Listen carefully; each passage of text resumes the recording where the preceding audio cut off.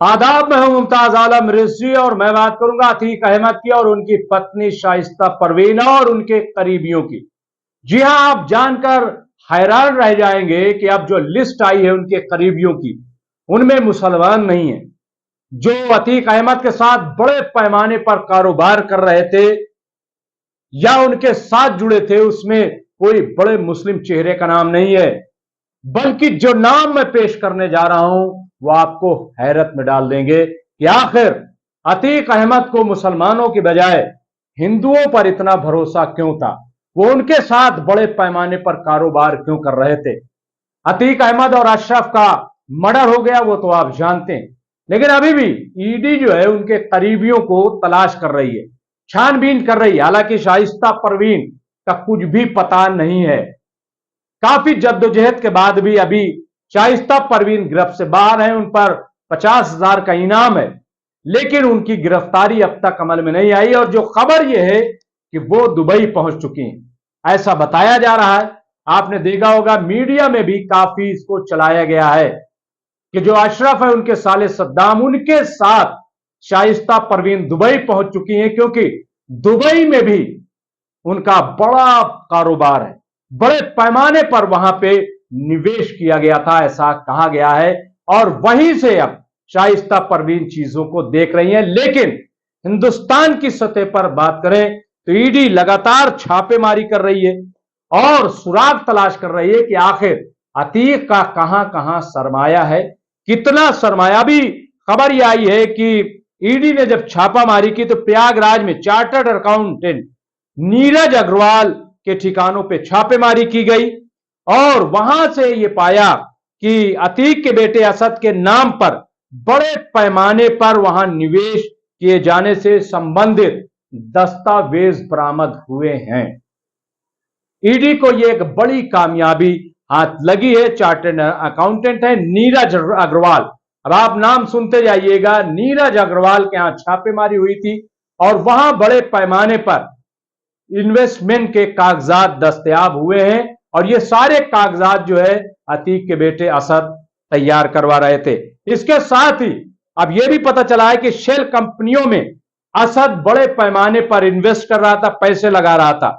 और जो ईडी के अधिकारी हैं उनका कहना यह है कि गहरी छानबीन चल रही है। तकरीबन 1 दर्जन मकामात पर छापे मारे गए हैं, जिसमें 30 लाख रुपए कैश बरामद हुए, नकदी। इसके अलावा लाखों रुपए के जो हैं वो जमीन के दस्तावेज कागजात मिले हैं, यानी करोड़ों करोड़ का मामला है। अब सूत्रों के हवाले से जो खबर आई है, जो चलाई जा रही है तमाम, वो ये है कि अतीक के करीबी रियल एस्टेट के कारोबारी अतुल द्विवेदी, अमित गोयल और ऑटोमोबाइल शोरूम के संचालक दीपक भार्गव के सीए के ठिकानों को खंगाला गया है। इनमें से नीरज अग्रवाल, अतुल द्विवेदी, अमित अग्रवाल, दीपक भार्गव और विजय गुप्ता अमित गोयल का सीए बताया जा रहा है। ये इतने लोग आप देखिए, जो ये बताया जा रहा है कि ये अतीक अहमद के बहुत करीबी थे। मैं फिर एक बार नाम गिनवाए देता हूं। इनमें है नीरज अग्रवाल, अतुल द्विवेदी, अमित अग्रवाल, दीपक भार्गव, विजय गुप्ता, अमित गोयल।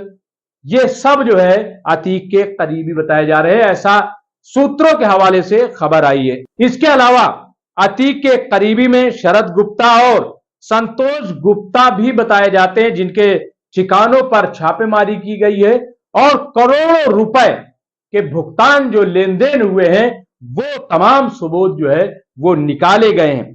ये रकम दिल्ली और नोएडा में बड़े पैमाने पर संपत्तियों को खरीदने में लगाई गई है। खबर यह बताई जा रही है कि यहां पे अगर आप देखें दिल्ली और नोएडा में, खासतौर से दिल्ली की बात करें तो यहां जो चाणक्यपुरी में आप देखते होंगे, कभी भी आप जब जाएंगे तो आपको मालूम होगा कि यहां बड़े पैमाने पर एम्बेसीज हैं। और अब इनमें से कुछ एम्बेसीज जो है वो शिफ्ट की जा रही द्वारिका। जब द्वारिका एम्बेसीज का शिफ्ट होना हुआ तो वहां पे एक बड़ी जमीन अतीक अहमद ने खरीदी, ऐसा कहा जा रहा है। और उसमें ये तमाम लोग पार्टनर हैं, ऐसा बताया जा रहा है।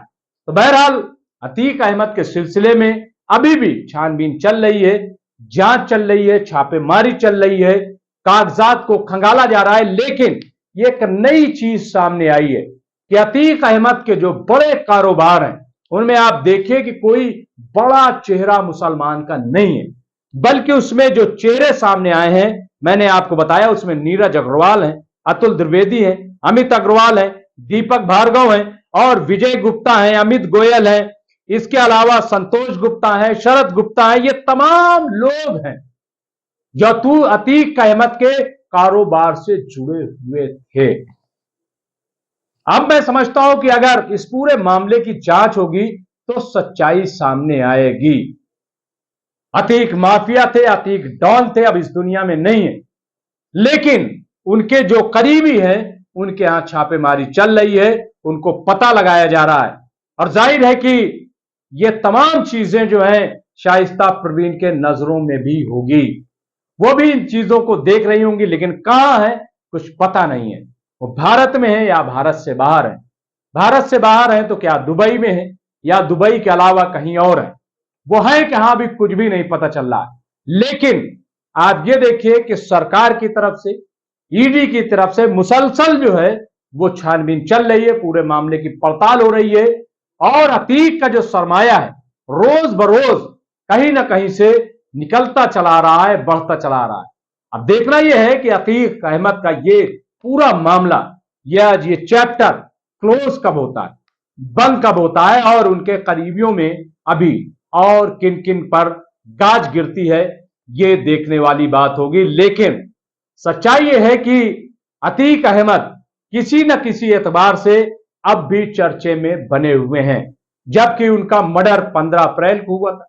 15 अप्रैल, मई और ये जून यानी 2 महीने हो गए हैं, लेकिन आप देखिए कि वो चर्चे में बने रहते हैं। अभी जब लखनऊ के कोर्ट में जीवा का मर्डर हुआ तो उसके बाद यह मालूम हुआ कि दरअसल जिसने मारा है यादव ने, उसका रिश्ता अशरफ और अतीक से भी, यानी मामला कहीं का, लेकिन जिक्र अतीक और अशरफ का आ गया। तो बहरहाल अतीक और अशरफ का कितना बड़ा गैंग रहा होगा, कितना बड़ा खौफ उनका रहा होगा, इससे अंदाजा लगाया जा सकता है। और यह भी कि इनके साथ कैसे कैसे लोग जुड़े हुए थे, ज्यादातर ताजिर लोग जुड़े हुए थे, क्योंकि अग्रवाल हो या गुप्ता हो या भार्गव हो, इन तमाम को अगर आप देखेंगे तो ये ताजिर लोग हैं, ये बड़े पैमाने पर कारोबारी लोग हैं।